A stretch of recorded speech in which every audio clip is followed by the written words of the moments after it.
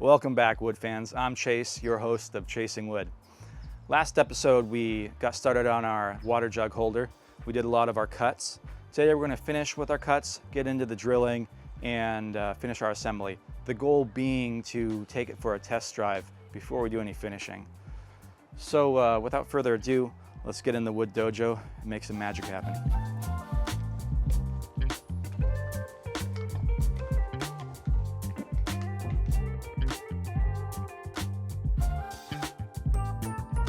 Let me bring you up to speed. On our last episode, we were did a bunch of our cuts, did a little bit of our drilling already, and some partial assembly of the water jug holder. So we got two of the ends of the frame here. These are going to come together, be joined by some lateral pieces right over here. We've already started getting some of the pocket holes drilled already. These are going to be the surfaces that will sit recessed in the frame, and so we'll have to have some supports we'll drill into the frame here. The redwood isn't your typical choice for high-end water jug holders. However, we're making this for a special somebody who happens to enjoy the color and texture. Would you look at that? So next up, what we're going to do is continue drilling some of these pocket holes across. There's going to be basically connections on the top, about 5 or 6 inches down for added support, and then at the bottom. And I'll have to get started on that. So I'll bring you in close up and show you how we work the pocket hole jig over here.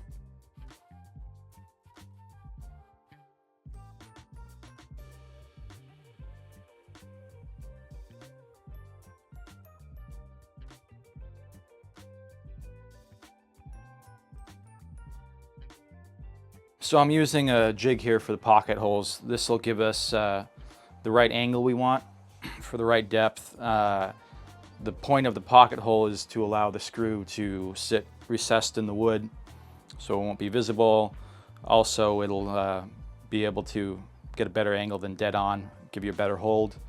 And this just makes the drilling and the angle that much easier. So all we really got to worry about is making sure it's vertical. Always be careful, never trust the end cut, because sometimes that's not perfectly flat. And then we just got to line it up centered, and there's already two holes. When you come around closer, you'll see that lets us line up nice and close. So we'll grab our bit here. This is a bit that comes with the jig, and it'll go to the right depth for us, given that we've set it up right. There's also an adjustable part on this bit, so depending on how thick your wood is, you can fine tune. All right, let's let it rip.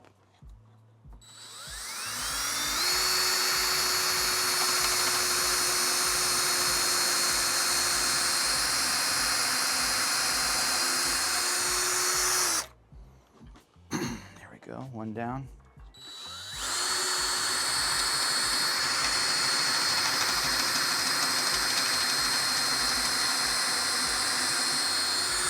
All right, so we finished all of our initial pocket hole drilling. What I'm gonna do now is a little bit overkill, but I'm a bit of a perfectionist, and this is gonna help when it comes to drilling into our mating piece of wood. So I'm basically gonna extend a portion of that drill hole down a little bit further. This is gonna allow me to guide this drill bit in when I do bracket it up and get it cornered. That way I can basically get the angle right, because I'm going to have to remove it from this jig, and I won't have the guidance I have here. So I'm basically just going to go into each one of these holes, drill in a little bit, back out, do both sides. Just got to make sure, since I am in this fixture here, that I'm not going too far, because I don't want to drill into my jig. So we got it lined up. We're ready to drill in a little bit, but first things first, safety. There we go. So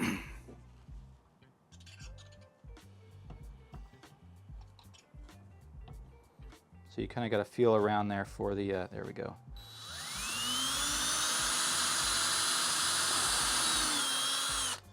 those of you curious, the inside of the hole matches the form of this bit. So, you know, it's yay wide until we get to this last kind of 1/4 inch, which it drops down to probably something a little wider than this 1/8 here. In order to have this recessed right here, I'm going to put a little, you know, block of wood underneath there. So I'm going to measure it out. I'm just going to use the same redwood. Like that, you're right. I'm going to use the same redwood here.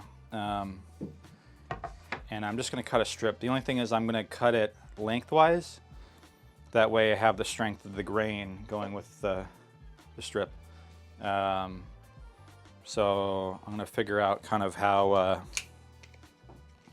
long I want to make it here. I don't think I need it the full length. I'm trying to think if I wanted to go past there. I'll probably anchor it in twice. So yeah, maybe I'll just do a 6-inch piece. We marked off 6 inches here.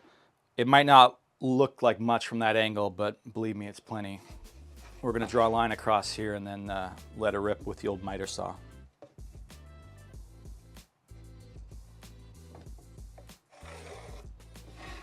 There we go. Saw's not big enough to cut all the way across, so we're going to have to do it in 2 pieces. And remember, safety first.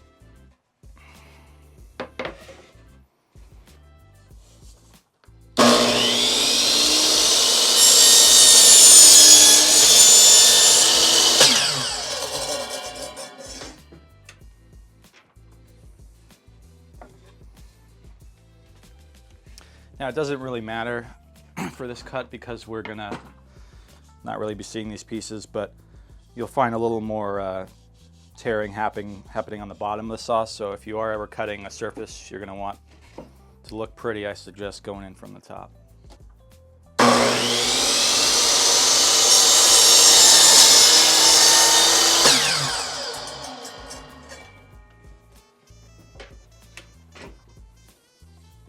Voila.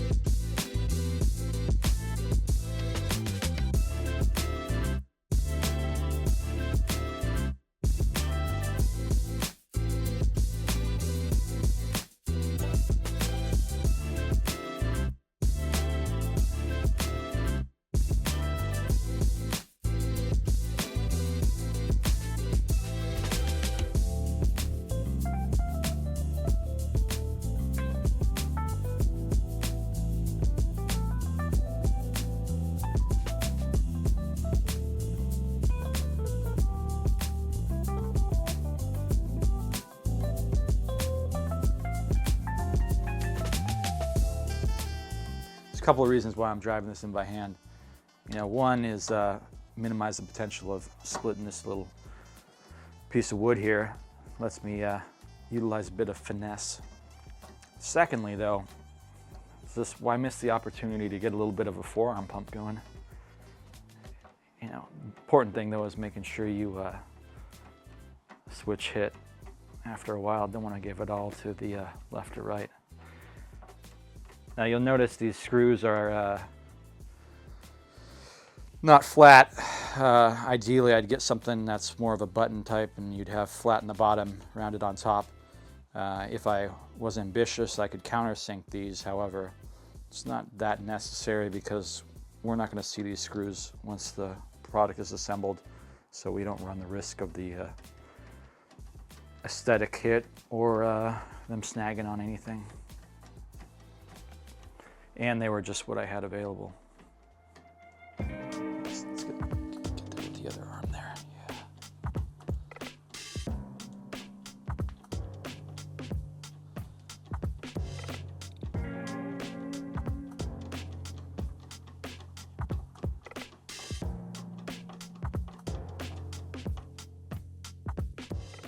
So we're at the stage where we're gonna start putting these two sides together. Now you see, and I'll walk you through it here, but we've already drilled in and screwed in this little support here, and that's what the top is gonna rest on. Now we're gonna go ahead and get this top piece here. Let me double check here. Yeah, it's the top piece. Line it up, square it up. I'm using this little brace here, which is a convenient way to get a good 90. And I'm gonna tighten it up. And the first thing I'm gonna do is take my long 6-inch drill bit here, and I'm gonna pre-drill these holes. Now I had earlier gone in a little deeper, that way I could take this and line it up at the right angle. So I'm gonna drill it in here. And what's gonna happen, and then I've already done it up here and I fixed it here, but this is gonna drive in if you wanna come around here and take a look. And the screw is gonna secure more or less like this. So by pre-drilling, I'm gonna reduce the risk of splitting along here, because this type of wood is prone for splitting if you're just gonna drive in a screw without pre-drilling. You'll see I've already put a little piece of tape here, and this lets me know how far I wanna go in. I don't wanna go too far in, because then I'm gonna blow out the backside. So this kind of gives me an indicator. And I already did it for these other pieces, so I kind of have an idea, but basically I'm gonna get this tape about to the midpoint of this hole that I've already drilled, and then I'll back it out after that.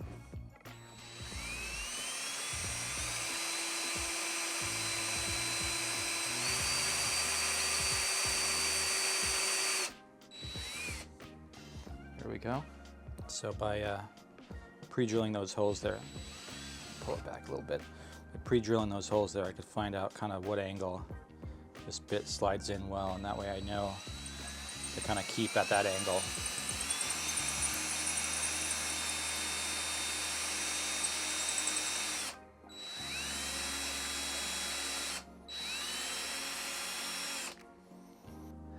So with this particular pocket hole jig, we're going to use a type of screw that has threads on the end, and on the half by the head it's smooth. This allows it to basically pull the screw in, and that'll give us a nice tight fit.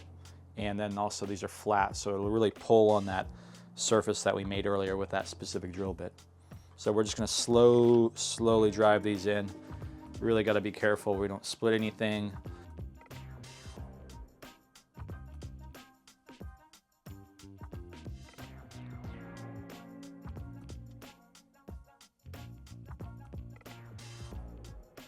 So now that we got this corner secure, I'm going to go ahead and repeat that a total of 1, 2, 3, 4, 8 times, and we'll come back to the last piece.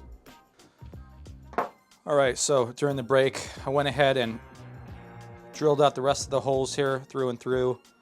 We lined up a few of the support pieces we're going to put, pre-drilled those, and added these mid-level support pieces. I think we're only going to do 3, so I'll have, when we mount this together, there'll be 3 sides, but I'm going to leave a little extra room so when we can put that jug in, we don't have to really, don't have such tight clearances. You'll notice we didn't countersink these screws. You're not really going to see them, so I don't really need to. But if I was being a perfectionist, I probably would take a countersink to them so they could sit flush and you wouldn't notice them at all. What I'm going to do now is here's our other mating piece. I'm going to add each of these. This is the 2 for the top. We got 2 for the bottom here, and then 2 for the mid. So I'm going to add all of these first, and then we're going to go back. I'm probably going to have to use a screwdriver to get in there because it's going to be a little tight. And we're going to fasten it all together. Hopefully it's level enough. We'll see. But if not, I'm going to put on at the very end probably some adjustable legs so we can have a nice flat surface for our water jug holder. All right, let's get into screwing these on. So I'm not gonna tighten it up as tight as I can quite yet. I'm gonna leave it a little slop in there. That way, when I put all the other beams in, I'll have some wiggle room to make sure she's nice and level and square. So we'll fine tune it once we get all the pieces in place. All right, so we got all the legs in there. They're loose right now because I wanna be able to do adjust as we put the second piece on top here. So it won't quite sit flush yet, but when we crank her down, hopefully it'll be a bit more snug and even. So that's more or less what the frame's gonna look like. Hopefully a little better than this, but. All right, so we're working in the screws into the last piece here. Still got a few to drive in, then we're gonna tighten it all up, make sure it's level. Last thing I need to do is put in 4 more of these supports. So 2 will go up here, 2 will go up here. Just wait until I get the screws in so they don't block the screwdriver. And then after that, we'll go ahead and put the tops on, and we'll get you a nice shot during the daylight to show how beautiful it looks. And hopefully it doesn't collapse. So I tightened everything up, got the other supports on there as tight as I could without splitting these little strips of wood. Let's go ahead and set in our tops here. There we go. Get the bottom one in.